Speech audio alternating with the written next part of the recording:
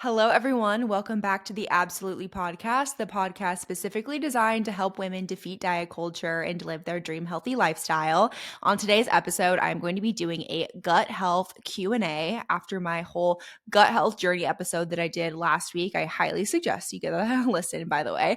But I got so many questions, not only in my DMs, but in my comments as well, just about gut health. And I know there are so many different videos and influencers and people trying to talk about gut health at the moment because it's kind of like quote unquote trendy topic. But I promise you, like, gut health is really a foundational thing. And if you can really understand how your gut operates and how it influences all these other things in your body, you're going to be in such a great spot for your health and fitness goals, whether they are weight loss, muscle building, or just wanting to feel healthy. And so I'm going to be going over some of the common questions. And I also put a questions box on my story. So I'm going to be answering those as well. So thank you all for submitting those questions for me. And if you're watching on YouTube or Spotify, you just saw my dog Archie is sitting behind me because he wanted to join for this podcast as well. Mind you, I do have two podcast chairs, but he absolutely had to cuddle up right behind me on this chair. If you're watching, you get a little bit of a special content and visit from Archie there. But I'm very excited for today's episode. Before I go into the Q&A and just kind of laying it all down about the ins and outs of gut health, and I think answering a lot of the questions that maybe you are wondering about gut health, I'm going to do my high of the week, which is my rose of the week, and then my thorn of the week, which is my low of the week, and then my favorites for the week. So I'm going to do those three things. If you want to skip forward to the gut health Q&A, 5 minutes should do it. So my high of the week is that I had, number one, just like a very socially interactive and super fun week. It was my dad's birthday, so we went out to dinner for that. And then I had a golf tea time with some of my girls that I've been golfing with over the weekend. And that was such a fun day. And then had a little appetizer and a couple margaritas at night with my sisters. So it was a very just fun, fulfilling weekend. And I really, really enjoyed that. And then also too, just my response on the gut health podcast I did last week was so awesome. I was so happy to hear that I even helped out, hey, like one person. I was a little bit nervous to expose myself. And number one, no one wants to be talking about their like poop issues on the internet, to be lack of a better term. Like, it's embarrassing. And number two, being in the health and fitness field, I really feel this standard that I need to uphold for myself that is this embodiment of health, fitness, wellness. And I definitely was nervous to just speak my truth on the subject and to say, like, hey, I was struggling. And I decided to get over that because even if it helped one person, or hey, there's maybe even a fitness coach that listened to this and was like, yes, like that was very helpful for me. And it definitely got some thoughts going that they need to work on their gut, or it could be this. And so I think that I went through this journey for a reason. And I'm really happy that I've been able to share the story with all of you and hopefully helping some people and just giving some light on these subjects too that aren't really talked about, especially as girls. Like, we don't want to talk about some of these gut health or hormonal health things. Like, we would rather push them under the rug or blame them on other things, which I think is normal. But I also really wanted to just express like how I was feeling, my raw, real feelings and my journey that I have been on for the past, 5 or 6 months or so. And it has been definitely having its ups and downs. But I would say that now, being on the other side of it, pretty much, I am so happy and excited to share my story. But now, of course, getting certified and being able to do all this stuff as well is really exciting. I have a few clients that I'm already like doing some GI maps and stuff with, which I cannot wait for. I'm so freaking pumped. But it's definitely showing me that there was a greater purpose for this whole madness, and that God always has something in plan for when you're having maybe a valley moment or something that you're struggling with. So that was my high of the week. And then my low of the week, you guys, this is like the funniest story ever. So we go to this nail salon here in Scottsdale for pedicures. And if you've been to any nail salon, pedicures can sometimes be an interesting experience. And so this place that we go to, there's this one guy in particular that has this like weird tool that he uses on the end during the part of the massage that like literally looks kind of like a vibrator, okay? And it's really funny. He pulls it out. It always just like catches you off guard. And last time my sister had this happen to her, and we were dying laughing because none of us got that treatment. We're like, oh, Emma, like you got the vibrator treatment. It's almost like a mini Theragun. It's very interesting. That's the only way I can explain it. And so she got that. We were taking photos, videos, just like laughing so hard at it. And we like kept continuing to make fun of her on this. And then last week, we go in to get a pedicure. I guess this was on Saturday. Saturday morning, I go in to get a pedicure with my mom and sister. And lo and behold, I get the guy. And I see the little tool in his little cart. And I send a picture to my family that's with me because we love texting while we're in a pedicure, just, just girl things. And I say, like, it's going to literally send me into a spiral if he uses this on my foot. But that's not the whole low of the week. He did end up using it on my foot, by the way. He got to the massage, and all of a sudden, I was being Theragunned.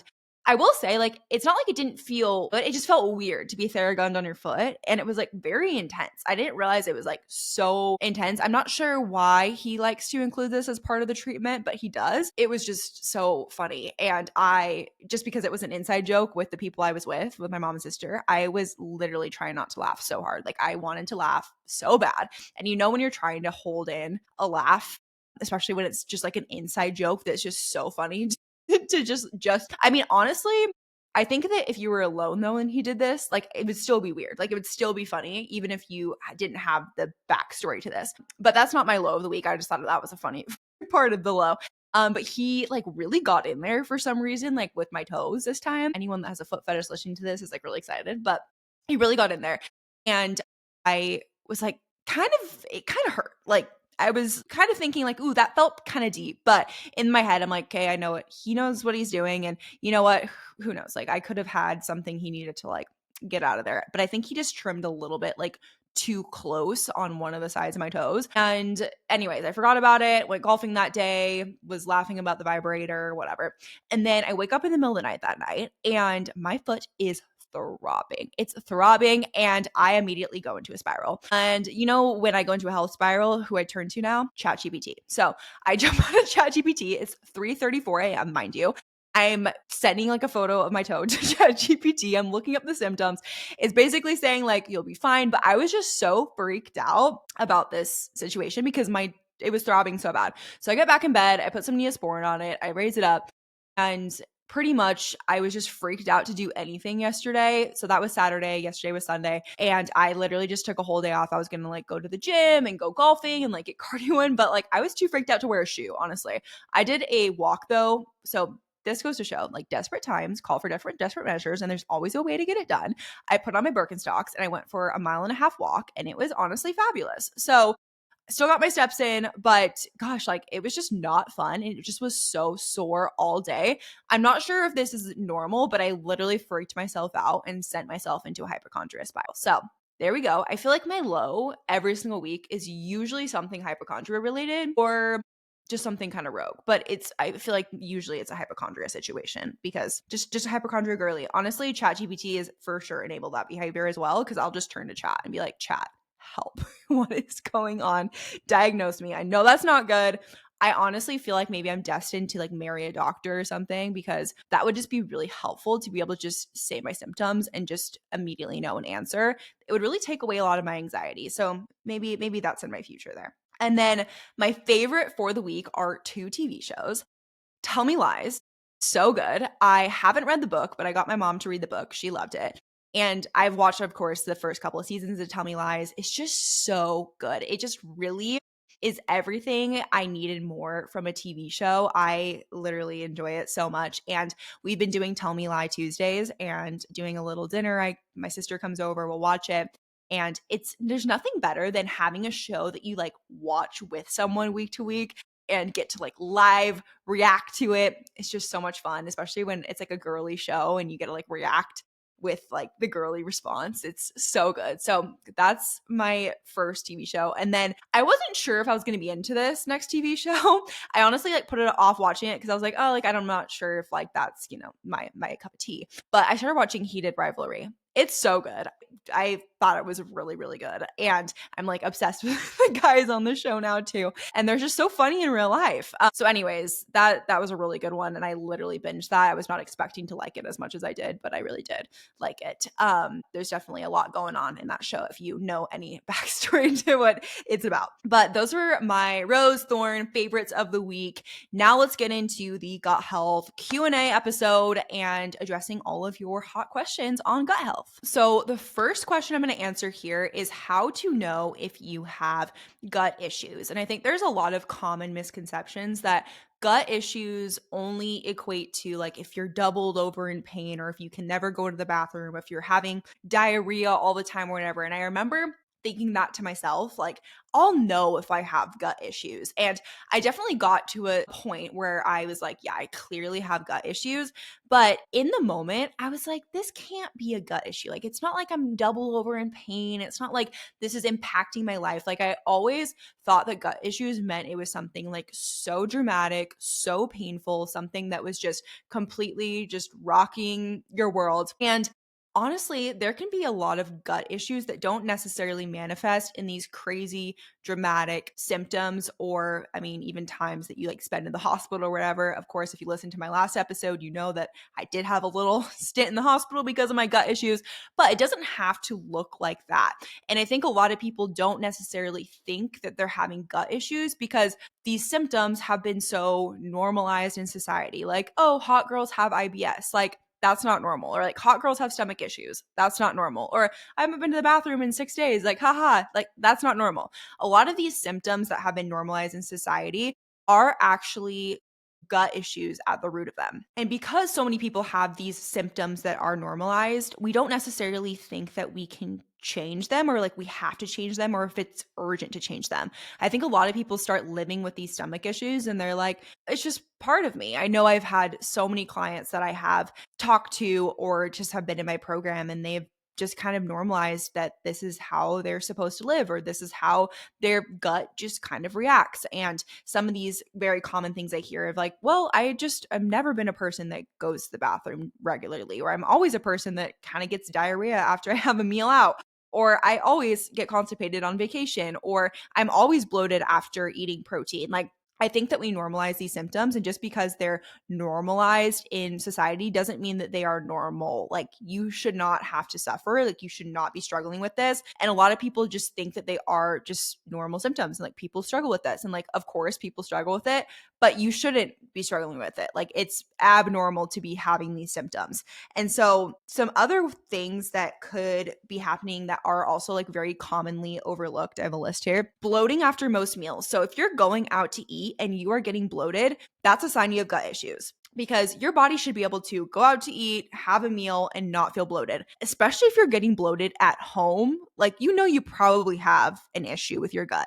If you notice you're having certain foods and getting bloated after, that's not normal either. I know a lot of people will maybe have protein and feel bloated or have cruciferous vegetables and feel bloated or have certain foods that you kind of notice are triggers to you and feel bloated. Bloating, you don't have to experience. If you really have a healthy, functioning gut, you can probably mitigate and manage a lot of this bloating and also just not experience bloating at all because of you healing your gut. So bloating after most meals are just like, hey, I'm bloated. Like, bloating is not normal. Another thing, chronic fatigue or brain fog. This is something that I for sure struggled with that I had no idea was a gut thing. I thought maybe I was just not getting as much sleep or I was really stressed or like, I don't know. I didn't coincide it with a gut problem. And so having chronic fatigue or brain fog is for sure a gut issue.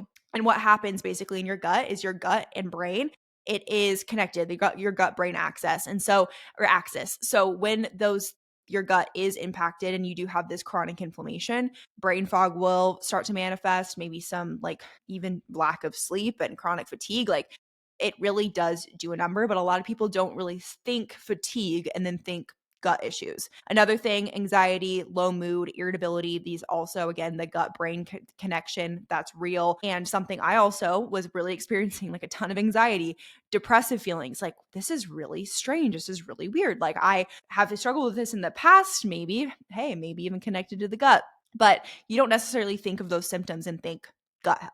Another thing, skin issues, eczema, acne, these can definitely be tied into your gut, again, because of the inflammation that can occur systemically throughout your entire body because of your gut having maybe some of these overgrowths or things that aren't supposed to be in there. And it's making your gut not thrive, which then causes your skin to not thrive, maybe causes, hey, like even like hair loss. Like there's a lot of different things that can happen and manifest because of your gut. Of course, irregular digestion, constipation, diarrhea, back and forth, both. Those two things are for sure a gut health issue, of course. And then also weight loss resistance despite doing everything right. So if you're in a calorie deficit, still can't lose weight, and you're like, why is this not working? I have another question I'm going to go over just here in a second about weight loss resistance and the gut. But that's also another symptom that commonly gets overlooked. And you're like, well, I just need to start doing more workouts, or I need to push a little bit harder with my calorie deficit, or maybe I needed to start doing more steps, or maybe I'm just broken and I can't be healed. Like there's a lot of people that have weight loss resistance that of course aren't doing the right things. Like they're not in the right deficit, they're not doing the right protocols, but there's also a lot of people that are in a good calorie deficit, they have the proper protocols and they still aren't able to lose weight.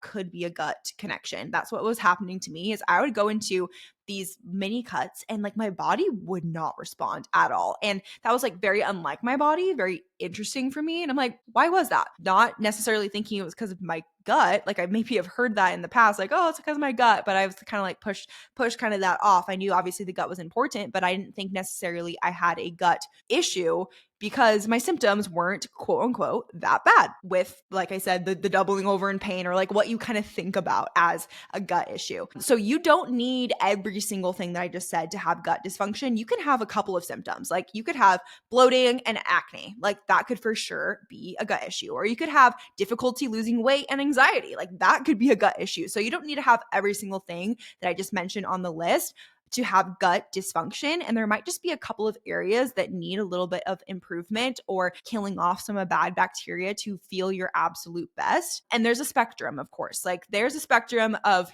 these terrible gut issues to maybe having some symptoms that are potentially causing these gut issues. So I really want you to kind of think about it as that of like, just because your symptoms aren't that bad, like it's probably impacting your areas of your life that you don't even necessarily think about. I was talking to someone, for instance, that I was kind of bringing up a GI map to, and she was saying, well, it's not that bad. Like I'm only getting bloated after every single meal and feeling like I'm pregnant all day. I'm only waking up in the middle of the night with this acid reflux. Like you're telling me that's not that bad. Like that doesn't have to be your normal. Like imagine not waking up in the middle of the night with acid reflux. Imagine not bloating after every single meal and being worried about putting on your pants because you can't go out to eat anymore. Like that sucks. And that does not have to be reality. So I kind of already answered this next question, but I'm going to go more in depth on why this is. But I'm having trouble losing weight, even with being in a calorie deficit. Could this be because of my gut? One, like I just said before, most people are not doing a calorie deficit correctly. So if you're in that camp and you haven't crossed all of your T's and dotted all of your I's, making sure you're in a healthy calorie deficit, you're actually accurately tracking, you're getting enough steps in, you're doing your workouts. I would say even like you're working with a coach that has the knowledge on these things, because a lot of people think that they're in a deficit and they're actually not. And I can do a whole episode / I'm sure I've already done an episode on that. So I'm not talking about that camp. If you, though, are in a deficit, let's say if I'm just going to put like a client scenario for you here. If I have a client that's in a deficit, she's tracking her calories, she's hitting them, she's hitting all of her workouts, she's doing all the things that I need her to do. And I know that this is the right protocol for her body. And she's still not losing weight despite making caloric changes lower, and it's just not working. I would say, yes, like that could for sure be a gut problem, because we've crossed all the T's and dotted all the I's as far as her other markers go with her workouts, and like she should be losing weight. That's when we kind of take that next step of, okay, like let's look at your blood work. Let's look at maybe doing a gut health test. I will always look at just like blood markers before to see if there's any sort of like insulin resistance, other sort of inflammation markers. But if they're also having some sort of gut issues or like constipation, diarrhea, like some of these other symptoms that I mentioned before, I think that a good next step could be to look at the GI map to see if there's anything that is preventing you from losing body fat. So The reason why the gut impacts weight loss resistance so much is that when you are dealing with inflammation in your body, the last thing your body wants to do is lose body fat because your body is not in a safe place to lose fat. Inflammation is a stress on your body. And as we know, stress is something that will completely kill your results when it comes to your health and fitness goals. Because think about in the olden days, if you were being chased by a bear in the caveman days, the last thing your body wants to do is lose body fat because your stress spikes. Your body is like, I just need to survive. And so when we have any sort of inflammation that is a stressor on the body, your body is going to really, really, really push the brakes on losing body fat. Now, it's not impossible to lose body fat, but I will say it's going to be really freaking hard / impossible. Like even for me, I'm super consistent. I was hitting all my protocols, not able to lose body fat. I knew that there was something wrong. And I didn't necessarily know if it was a gut thing, a blood work thing. So I did all the things. We found out it was a gut thing, kind of a blood work thing, kind of a cortisol thing, kind of a blend of things. That's kind of how it usually goes down, is that one area of your body then affects others, which a lot of my blood work inflammation markers were probably tied to my gut health. When your body is stressed, when it has this chronic inflammation, the systemic inflammation, it's not going to want to lose body fat. And so that's a big reason why people are not able to lose fat, is because their gut is really stressed and their body is like, yeah, hey, peace out. I am not losing body fat right now because I do not feel safe in here. And so you have to do a little bit of work on the gut, making sure that we are repairing any sort of dysbiosis. And if there's any bad bacteria, of course, killing that off, repairing the gut, making sure your stomach acid is all good. So there's just a lot of moving parts here. And so, yeah, the inflammation, of course, too, like causes water retention, will just make you feel puffy and gross. And stress hormones, of course. And then when you have poor digestion, so meaning when your stomach is, of course, like not digesting your food properly, whether it is a stomach acid thing or whether it is just like an overall dysbiosis thing, you're not going to absorb nutrients as much. So for someone that maybe has really big goals of building muscle, losing body fat, when you're not absorbing the nutrition that you are consuming, like those nutrients aren't going to be able to go to your muscles to build body fat. They're not going to be able to support your hormones in order to build muscle or body fat. So that is kind of the whole premise of things, is that it affects everything when your gut is out of order. Also, insulin resistance, that is something that can also be caused by, of course, inflammation and dysbiosis. So there's a lot of things that go on with this, and cravings can also occur. So if I haven't given you enough reasons that your gut can affect weight loss, there you there you go. And I mean, that's why like you maybe are doing all the things and the scale isn't moving, but you truly have to assess, like, is this really the reason, or am I not being compliant? And as a coach, I am someone that's not going to like immediately jump to a GI map. Like, we need to be doing a GI map because we haven't seen weight loss in 2 weeks. No, like we're going to make sure we're crossing all those boxes before getting there. And any good coach should do that. But it really can tell a big part of the equation on if you are experiencing these gut things, and really revealing a lot of it. So that kind of leads me into my next question of, how do I know if I need a GI map? So basically what a GI map is it is a stool test, which basically looks at all of the things in your gut. So it can look at parasites, it can look at your good bacteria, your bad bacteria, inflammation markers, a lot of different things.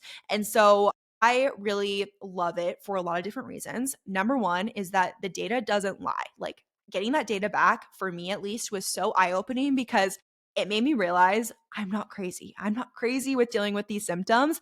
And I'm actually, if anything, it validated, like, okay, like I have a H. pylori, for instance, a bacteria. Like, I know now why I was experiencing those symptoms. I'm not just crazy. I'm not just putting in all this work and not seeing this. And I will say, like, if you're experiencing chronic constipation or diarrhea or any of those symptoms that I said before, I always just bring those two up because those are kind of the most blaring gut issues that I see from people. It really gives you those answers. And I think it's so helpful, and you're probably not going to find nothing. I know that some people have a little bit of pushback on it because they're like, well, what if I do a GI map and I don't find anything?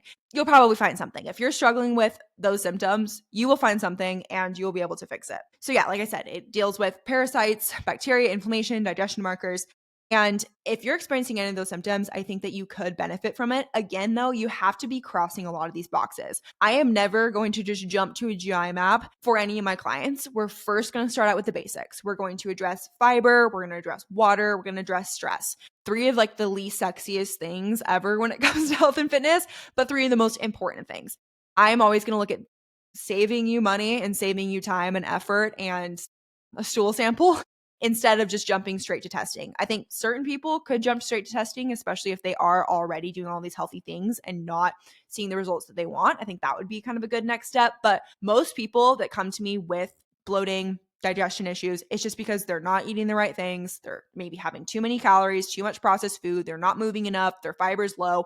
And then we do those things and their digestion completely clears up. So not everyone needs a GI map is what I'm trying to say. But I do think that if you clear all those things up habits wise and you're still experiencing symptoms, that would be the perfect storm to order a GI map. Those are the couple of clients that I am working with right now doing a GI map. That is what we did is we worked for a few months together on making sure their habits were really rock solid. And now it gives you that data of like, okay, I've now made sure I'm eating enough food. My other habits are really good. My sleep is good. My stress is managed. I'm still experiencing some bloating or I'm still experiencing some diarrhea or constipation or whatever. That would be a good indicator to do a GI map. Or if you have history of antibiotic use. I know I talked about this in my last week's episode, but had an on and off year where I was on antibiotics like 3 or 4 times. Of course, that's going to wreak havoc on my gut. Talking to, clients that have been on antibiotics multiple times in, a period of a few years, like, yeah, that will give you some dysbiosis no matter how much you try to prevent it. I mean, most people, the average people aren't like me and they're not like freaking out to their doctor. Like, I don't want to go on antibiotics because of the implications with the gut, but it can be very life-saving. I'm not saying don't go on antibiotics. You should go on antibiotics if your doctor tells you to. But I think that they are commonly overprescribed. And I also think that unless you really need it, you probably should maybe take a more natural route. I only take antibiotics if it's like literally I have to. I vividly remember being in my doctor's office and asking her, like, is this just going to go away without antibiotics? And she's like, no. So that would be like where you have to take it. But in that scenario, like you could deal with, potential longer term side effects, which now I'm not as scared about because you can just get tested for it. And there are tools to be able to reverse and do a lot better with your gut health because of knowing the data. But unless you know the data, you don't know what to do. Even birth control can definitely cause some dysbiosis. One thing that I had been dealing with is leaky gut. And there is a lot of research and anecdotal evidence that being on birth control for a long period of time can cause leaky gut and some, just wreaking havoc on your gut for lack of a better term, just because you're taking a medication every single day that is literally altering your hormones. And so that is something that I decided to get off of birth control. I'm really excited to see if that does improve my gut health at all.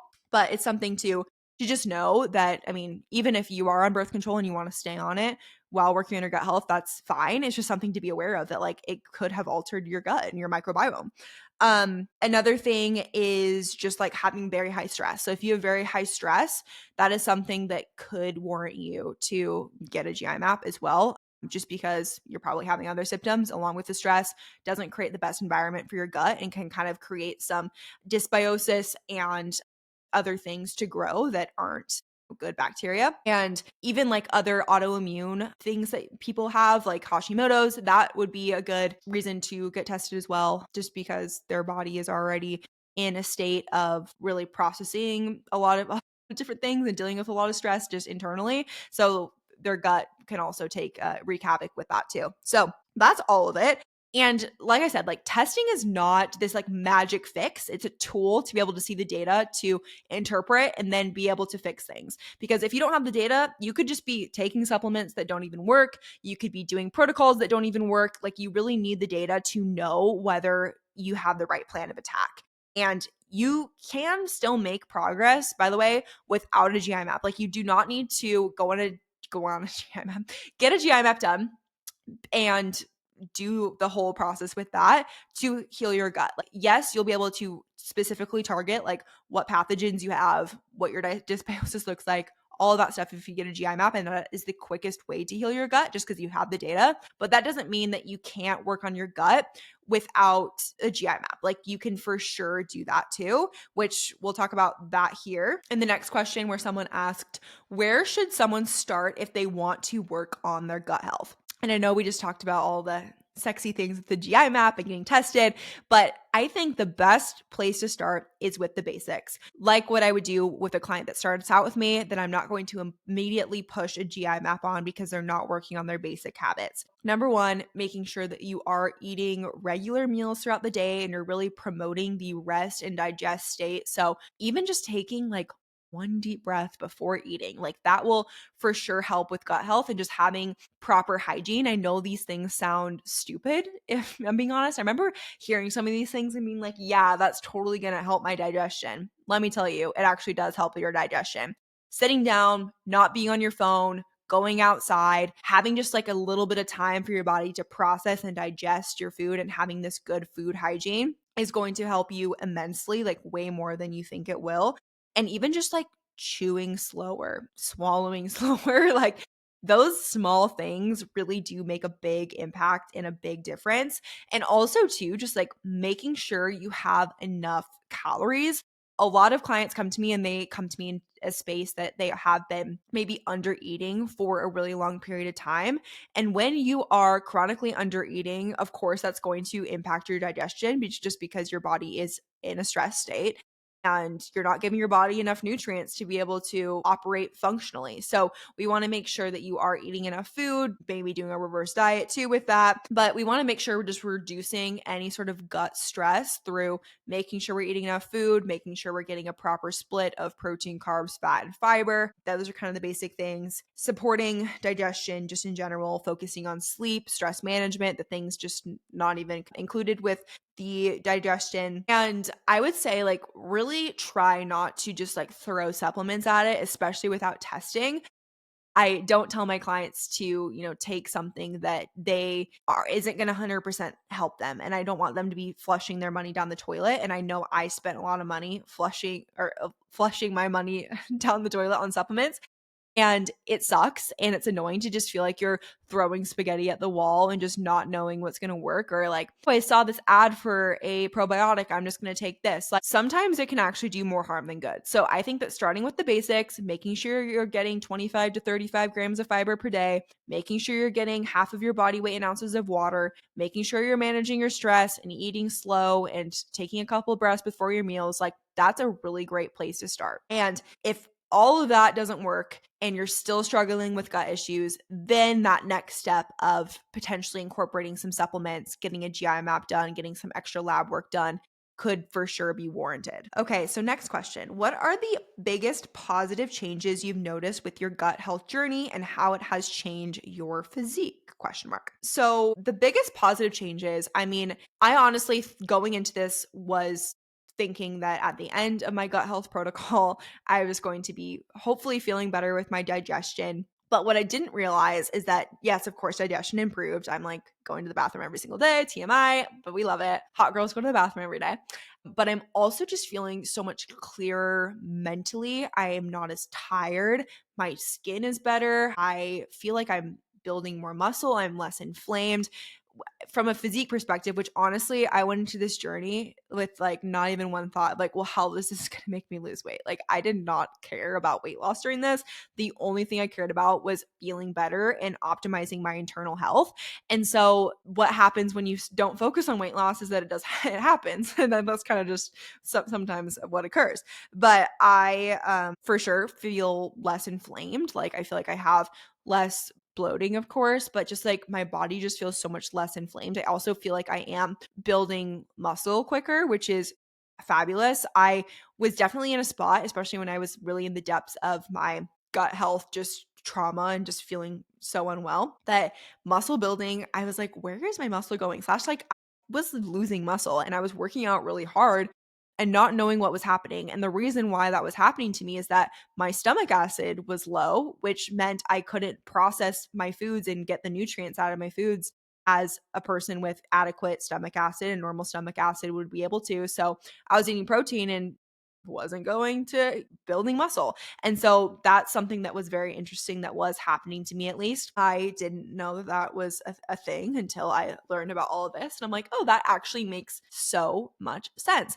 But my physique is definitely changing for the positive. I do want to do a calorie deficit in the next like 4 or 5 months or so after my body kind of stabilizes post birth control is kind of when I want to do a deficit, and then I'll really get a good feel for how my body's responding and how it's maybe different than my deficits when I was also trying to fight off these just bad bacteria pathogens in my gut. So I'm excited for that. I will keep you all updated on that journey, but that won't be happening for a little bit because I'm still focusing on optimizing my internal health. And honestly, I'm at a place with my body where I feel very just like body neutral. I look fine. I am healthy and well, and I honestly just like don't want to change variables right now, but I will update you when it does happen. So let's do a little rapid fire Q&A, just some quick questions that people asked here. So number one, best supplements for gut health. I already kind of went over this, but I think that in order to know what supplements to take, you probably should do testing because you just don't want to just take supplements just to take them. Now, I think that potentially like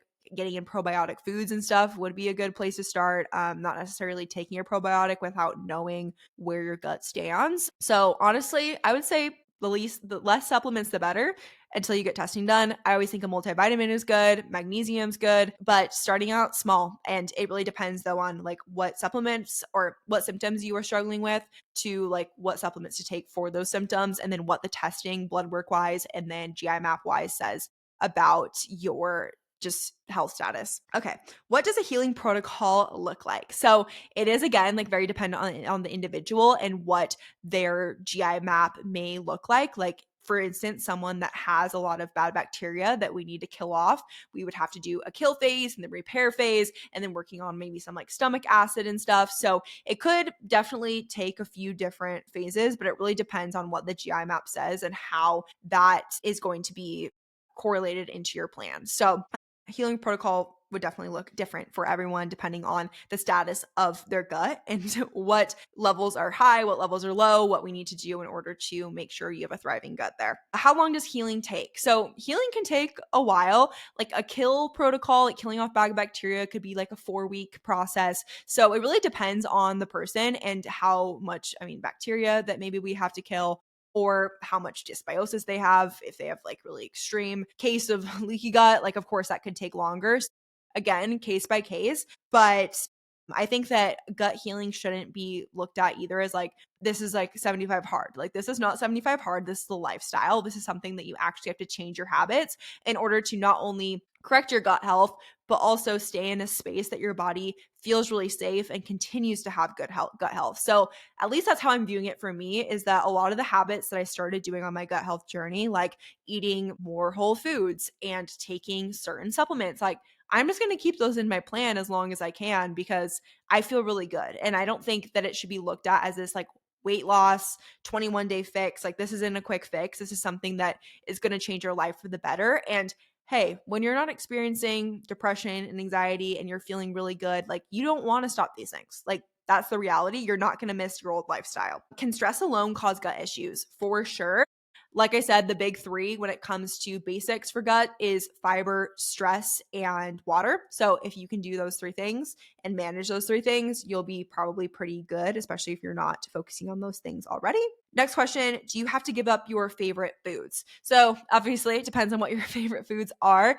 A lot of people can benefit from cutting gluten or dairy or both gluten and dairy while going through this journey. Depends on if you have any sort of like autoimmune issues as well, like Hashimoto's, like gluten would be a good idea to cut out or pare back on. Dairy can be seen as an inflammatory food group for a lot of people, especially when it comes to their gut. So I always think like experimenting with maybe not eating dairy for a week and seeing if that does help with stomach issues, that would be great. To put it into perspective, I was someone that like loved dairy and I cut out dairy for my gut health protocol. And I was really sad the first few days. Don't get me wrong. And I also have a nut allergy. So it's just like double homicide. Can't have anything. But honestly, after not eating it for a couple weeks and how good I felt, I'm like, I honestly don't really miss it. And sometimes I will go out to a restaurant and like have a little bit of butter or like have a nacho, God forbid. But I'm not having dairy as my primary protein sources anymore. And I feel so freaking good not doing it. It's like, I don't necessarily want to put it back in. Not that I'm scared to have it or anything like that. I just know that I did the experiment and I felt really good not having dairy. So why put it back in if it's making me feel really good, right? So I would say you don't have to cut out any of your favorite foods. However, I don't think it's a bad idea to just do a little bit of a test with maybe a gluten and dairy off week and see how that affects things. And of course, processed foods we know aren't good for you. So I think that eliminating a lot of the processed foods, I don't think that anything we should take to extremes of like perfection, but if you can really eliminate your processed foods, I mean, not only are you going to feel less inflamed, your skin's going to be better, you're going to feel better, digestion will probably be better. A lot of things will probably improve simply by not eating as many processed foods. So I would say to really, really, really try your best to even do like a week of like, I'm going to buckle down and I'm going to do whole foods. And I know that sounds extreme. And I am the coach that is like, no food's off limits, which I still 100% firmly believe. But I do think that there is a time and place to maybe get a little bit more just disciplined with your mindset and try to do a week or two of just eating whole foods and see how you feel. And I don't think there's anything bad with experimenting with it. And I feel like once you feel how good you do feel with doing whole foods or more whole foods, you're not going to want to go back to eating processed foods that just make you feel ill. And they are literally meant to be addictive. So you probably won't have as many cravings when you're not eating as much processed foods either, which is just a win-win-win-win situation. I think that's all the questions I have for today. I know I answered a lot and we're almost at 45 minutes. I'm going to let you all go and I can definitely do a part two. DM me if you want a part two and I will do it. I'm sure like there are way more questions that I can answer with this, but I really enjoyed talking about all this today. Hopefully you learned something. Make sure to though follow this podcast, leave me a rating and review. That really helps me out a ton and I will see you all next week. Bye.